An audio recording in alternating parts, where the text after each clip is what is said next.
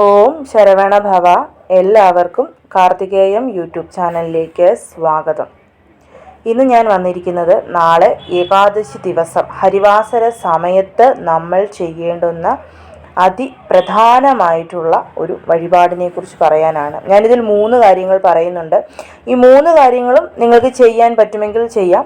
അങ്ങനെയല്ല എന്നുണ്ടെങ്കിൽ അമ്പലത്തിൽ ചെയ്യേണ്ടുന്ന ഒരു വഴിപാടിനെക്കുറിച്ച് ഞാൻ പറയുന്നുണ്ട്. അത് മാത്രമായിട്ടാണെങ്കിലും നിങ്ങൾക്ക് ചെയ്യാവുന്നതാണ്. അത് അവരവരുടെ ഇഷ്ടമാണ്. 3ഉം ചെയ്താലും നല്ല ഫലം കിട്ടും. അമ്പലത്തിൽ മാത്രം ചെയ്യുന്ന വഴിപാട് ചെയ്താലും നല്ല ഫലം കിട്ടും. അതിനൊന്നും ഒരു മാറ്റവുമില്ല. എന്താണ് ആ ഒരു പരിഹാരമെന്ന് നോക്കാം. അതിനു മുൻപ് ആദ്യമായിട്ടാണ് നിങ്ങൾ ഈ ചാനൽ കാണുന്നതെങ്കിൽ ചാനൽ ഒന്ന് സബ്സ്ക്രൈബ് ചെയ്യുവാനും ലൈക്ക് ചെയ്യുവാനും ഷെയർ ചെയ്യുവാനും മറക്കരുത്. നാളെ മാർച്ച് 10 തിങ്കളാഴ്ച ദിവസത്തിൻ്റെ പ്രത്യേകത ഞാൻ നേരത്തെ ഇട്ട 2 വീഡിയോസിലും പറഞ്ഞിരുന്നു. എന്നാലും ആ വീഡിയോ കാണാത്ത ആരെങ്കിലും ഈ വീഡിയോ കാണുന്നുണ്ടെങ്കിൽ പറയാം. പൂയം നക്ഷത്രം, സർവാർത്ഥ സിദ്ധി യോഗം, ഒപ്പം തന്നെ ഏകാദശി.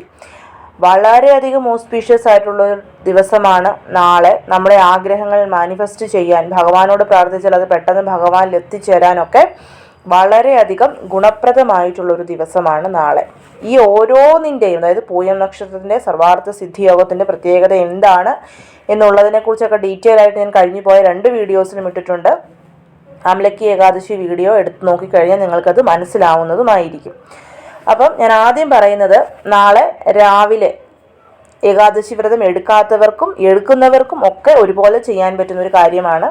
രാവിലെ എഴുന്നേറ്റ് കുളിച്ച് ശുദ്ധമായതിനു ശേഷം, പീരിയഡ് സമയമാണെന്നുണ്ടെങ്കിൽ നിങ്ങളിത് ചെയ്യരുത്. അതുപോലെ പുലവാലായ്മ ഉള്ളപ്പോഴും രാവിലെ എഴുന്നേറ്റ് കുളിച്ച് ശുദ്ധമായതിനു ശേഷം കയ്യിൽ ഒരല്പം മഞ്ഞൾപ്പൊടി എടുത്ത് അതിൽ ഒരല്പം വെള്ളവും കൂടി ഇട്ട്, നമ്മൾ ചന്ദനക്കുറിയൊക്കെ തൊടാൻ വേണ്ടി എങ്ങനെയാണോ കലക്കുന്നത് അതുപോലെ കലക്കിയതിന് ശേഷം നമ്മുടെ വലത് കൈയിലെ മോതിര വിരൽ കൊണ്ട് നമ്മുടെ 2 പുരികത്തിനും നടുക്കായിട്ടുള്ള ആ കേന്ദ്ര ബിന്ദു, ആ ഭാഗത്ത് വട്ടത്തിൽ പൊട്ട് തൊടുന്നത് പോലെ തൊടണം. നമ്മൾ സാധാരണ കുറി തൊടുന്നതൊക്കെ എന്ന് പറഞ്ഞു കഴിഞ്ഞാൽ നേരെ ഇങ്ങനെ ആയിരിക്കും. അങ്ങനെയല്ല, ഇത് വട്ടത്തിൽ ഒരു പൊട്ട് പോലെ കറക്റ്റ് ആ 2 പുരികത്തിൻ്റെയും ഇടയ്ക്കുള്ള നമ്മുടെ ആ ഒരു ഭാഗത്ത് നമ്മളൊരു പൊട്ട് പോലെ തൊട്ടതിന് ശേഷം ഓം നമോ ഭഗവതേ വാസുദേവായ എന്നുള്ള മന്ത്രം 108 തവണ ജപിക്കണം. കാരണം എന്ന് വെച്ച് കഴിഞ്ഞാൽ നാളെ സർവാർത്ഥ സിദ്ധിയോഗം, പൂയം നക്ഷത്രം ഇവയൊക്കെ ഉള്ളതുകൊണ്ടും ഏകാദശിയും കൂടി ഉള്ളതുകൊണ്ടാണ് ഇത് ചെയ്യുന്നത്. നമുക്ക് നമ്മുടെ ആജ്ഞാചക്രം ഉണരാനും നമ്മൾ മാനിഫെസ്റ്റ് ചെയ്യുന്ന കാര്യങ്ങൾ, അന്നത്തെ ദിവസം നമ്മൾ ആഗ്രഹിക്കുന്ന കാര്യങ്ങളൊക്കെ സാധിക്കാനും ഈ ഒരു കാര്യം നമ്മളെ സഹായിക്കും. അതിൻ്റെ മെയിനായിട്ടുള്ള കാര്യം എന്ന് പറയുന്നത്, തൊടുമ്പോൾ ഒരു തണുപ്പ്, കറക്റ്റ് ആ കേന്ദ്ര ബിന്ദു, അതായത് നമ്മുടെ 2 പുരികങ്ങൾക്കും ഇടയിൽ തന്നെ തൊടണം. അപ്പോൾ അവിടെ ഒരു തണുപ്പ് അനുഭവപ്പെട്ട് നമ്മുടെ ഉടൽ മുഴുവൻ അത് വ്യാപിക്കും. അങ്ങനെ വരുമ്പോൾ നമ്മുടെ ആജ്ഞാചക്രം ഓപ്പൺ ആകുകയും അതുവഴി നമുക്ക് നമ്മുടെ മാനിഫെസ്റ്റേഷൻസ്, ഓറാസ് ക്ലീൻ ആകുകയും നമ്മുടെ മാനിഫെസ്റ്റേഷൻസ്, നമ്മൾ പ്രാർത്ഥിക്കുന്ന പ്രാർത്ഥനകളൊക്കെ വളരെ പെട്ടെന്ന് തന്നെ സാധിക്കുകയും ചെയ്യും. അപ്പം അതാണ് ഒന്നാമത്തെ കാര്യം. ഇനി രണ്ടാമത് ചെയ്യേണ്ടത്, നാളെ ഹരിവാസര സമയത്ത് ചെയ്യാം. ഹരിവാസര സമയത്ത് ചെയ്യുന്നതാണ് ഏറ്റവും നല്ലത്. അതല്ല എന്നുണ്ടെങ്കിൽ നാളെ തിങ്കളാഴ്ച രാവിലെ ബ്രഹ്മമുഹൂർത്ത സമയം മുതൽ രാത്രി 11:59 വരെയുള്ള സമയത്തും നിങ്ങൾക്ക് ഈ ഒരു പരിഹാരം ചെയ്യാവുന്നതാണ്. നാളെ ഹരിവാസര സമയം എന്ന് പറയുന്നത്, ഹരിവാസര സമയം ആരംഭിക്കുന്നത് മാർച്ച് 9-ാം തീയതി, അതായത് ഇന്ന് രാത്രി 1:46 മുതൽ അവസാനിക്കുന്നത് പിറ്റേ ദിവസം ഉച്ചയ്ക്ക്, അതായത് മാർച്ച് 10-ാം തീയതി ഉച്ചയ്ക്ക് 1:54 കൂടിയിട്ടാണ്. അപ്പം അതുകൊണ്ട് തന്നെ നിങ്ങൾക്കിത് എപ്പോൾ വേണമെങ്കിലും, ഏതൊരു സമയത്ത് വേണമെങ്കിലും ചെയ്യാവുന്നതാണ്. മറ്റൊന്നുമല്ല, നിങ്ങളുടെ വീടിൻ്റെ വടക്ക് കിഴക്ക് ഭാഗത്ത് ആ ഭാഗം ചെറുതായി ഒന്ന് ക്ലീനാക്കി ഒരു ചെറിയ കോലം വരച്ച് അതിനു മുകളിൽ ഒരു പ്ലേറ്റ്, ഒന്നെങ്കിൽ പ്ലേറ്റ് വെക്കാം, വാഴയില വെക്കാം, വെറ്റില വെക്കാം, വെച്ച് അതിന് മുകളിൽ മൺവിളക്കിൽ അല്പം നെയ്യ് ഒഴിച്ച് അതിൽ ഒരല്പം മഞ്ഞൾപ്പൊടിയും കുങ്കുമപ്പൂ ഉണ്ടെങ്കിൽ കുങ്കുമപ്പൂവും കൂടി ഇട്ട് വടക്കോട്ട് ഫേസ് ചെയ്ത് ഒരു ദീപം കത്തിച്ച് വെച്ച് ആ ദീപത്തിന് മുൻപിലിരുന്ന് ഓം ശ്രീം ലക്ഷ്മി നാരായണായ നമ എന്നുള്ള മന്ത്രം 108 തവണ ജപിക്കുക. കാരണം പൂയം നക്ഷത്ര ദിവസം നമ്മളിത് ചെയ്യുന്നത് വെൽത്തിനെ, അതായത് നമുക്ക് നമ്മുടെ വീട്ടിലോട്ട് ഐശ്വര്യത്തിനെ, സമ്പത്തിനെ അട്രാക്റ്റ് ചെയ്യാൻ വേണ്ടിയിട്ട് വളരെയധികം സഹായിക്കും. നെയ്ദീപം തന്നെ കത്തിക്കണം, മറ്റ് എണ്ണകളൊന്നും ഒഴിക്കാൻ പാടില്ല. കുങ്കുമപ്പൂവ് ഉണ്ടെങ്കിൽ ഒരു സ്ട്രാൻസ ഇട്ടാൽ മതി, ഓപ്ഷനിലാണ്. ഇല്ലെങ്കിൽ മഞ്ഞൾപ്പൊടി മാത്രം ഇട്ടാലും മതിയാവും. ആ ദീപം തന്നെ അണഞ്ഞോട്ടെ, കത്തി, അതിലൊന്നും യാതൊരുവിധ കുഴപ്പങ്ങളുമില്ല. ഇനി മൂന്നാമത് പറയുന്ന കാര്യം ഞാൻ പറഞ്ഞു, ഹരിവാസര സമയത്താണ് നമ്മളിത് ചെയ്യേണ്ടതെന്നുള്ളത്. അതായത് തിങ്കളാഴ്ച ഇപ്പം രാത്രിയിൽ നമുക്ക് അമ്പലത്തിൽ പോകാനോ അമ്പലം ഓപ്പണൊന്നുമല്ല.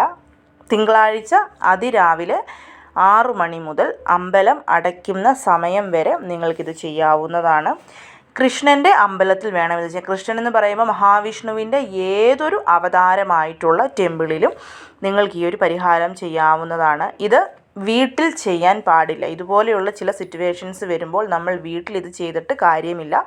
നമ്മളിത് അമ്പലത്തിലാണ് ചെയ്യേണ്ടത്. കാരണം നമ്മൾ നമ്മെ തന്നെ ഭഗവാനിൽ സമർപ്പിക്കുന്നതിന് ഒരു പ്രതീകമാണ് ഈ വക വഴിപാടുകൾ ചെയ്യുന്നത്. നമ്മൾ സമർപ്പിക്കുന്നത്, ഭഗവാൻ തന്നെ പറഞ്ഞിട്ടുണ്ട്, വെറും ഒരു കാട്ടിലെയാണ് നീ എനിക്ക് പറിച്ച് സമർപ്പിക്കുന്നതെങ്കിൽ പോലും അത് ഭക്തിയോടു കൂടിയാണെന്നുണ്ടെങ്കിൽ ഞാൻ സ്വീകരിക്കും. അതുകൊണ്ട് തന്നെ നമ്മൾ സമർപ്പിക്കുന്ന ഒരു പിടി പുഷ്പമാണെങ്കിൽ പോലും അതിൽ ഭക്തി ഉണ്ടാവണം.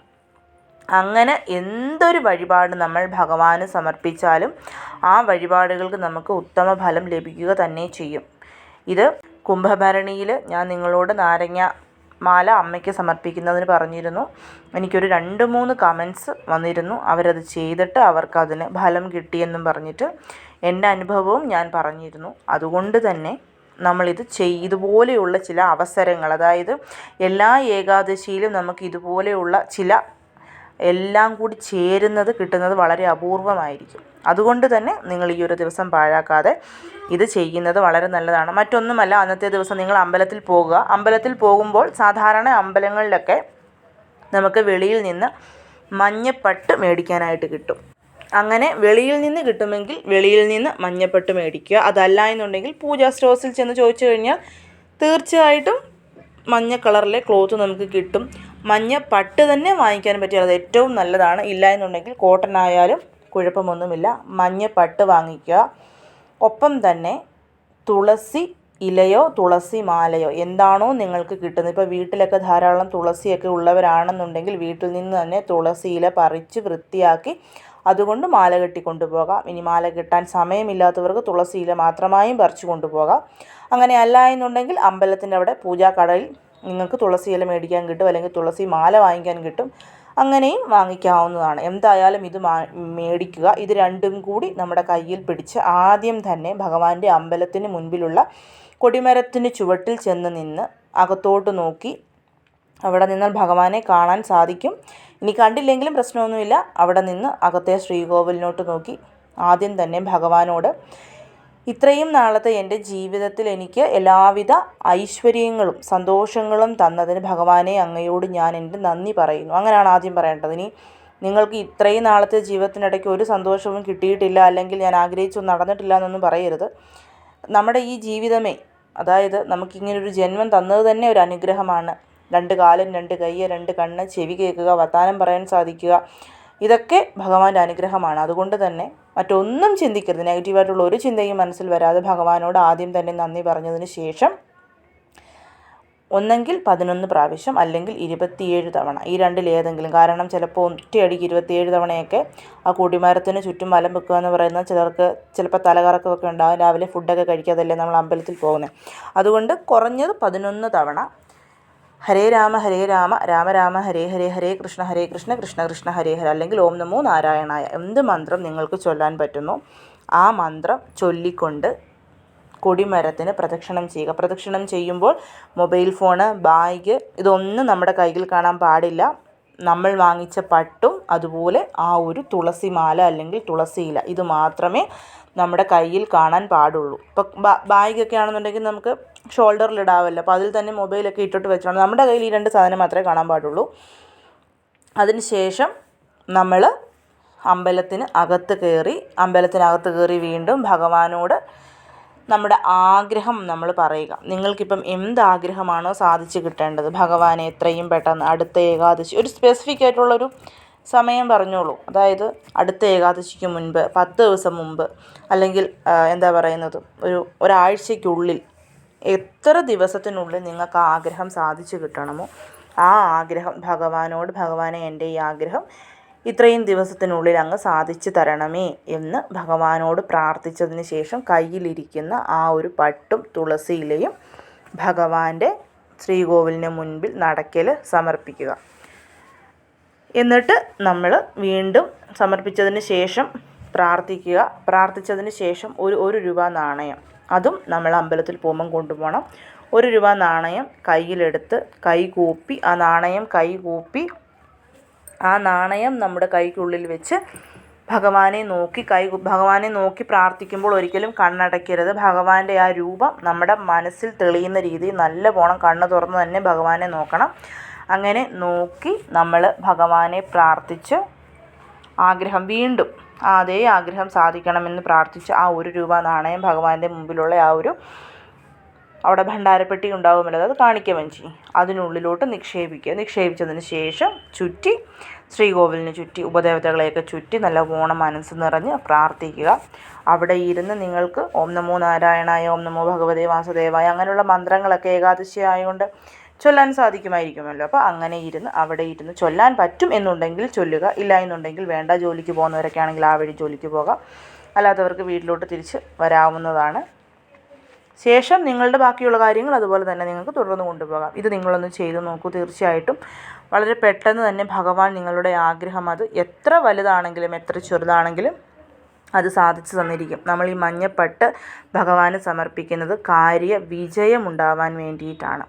ഇത് എല്ലാ ഏകാദശികളിലും എല്ലാ ബുധനാഴ്ച വ്യാഴാഴ്ച സമയത്ത് നമുക്ക് ചെയ്യാവുന്നതാണ്. പക്ഷേ നമ്മൾ ഈ ഒരു ദിവസം ചെയ്യുമ്പോൾ ഇതിനല്പം കൂടി ഫലം കൂടിയിരിക്കും. പിന്നെ തുളസിയില സമർപ്പിക്കും. നമ്മൾ എന്ത് ഭഗവാന് സമർപ്പിക്കുമ്പോഴും അതിനോടൊപ്പം ഒരു തുളസി ഇലയെങ്കിലും ഭഗവാന് സമർപ്പിക്കുമ്പോൾ അത് പെട്ടെന്ന് ഭഗവാനിലേക്ക് എത്തിച്ചേരും എന്നാണ് വിശ്വാസം. അപ്പോൾ അതുകൊണ്ടാണ് ഈ ഒരു മഞ്ഞപ്പട്ടിൻ്റെ കൂടെ ഞാനൊരു തുളസി ഇലയും കൂടി സമർപ്പിച്ചത്.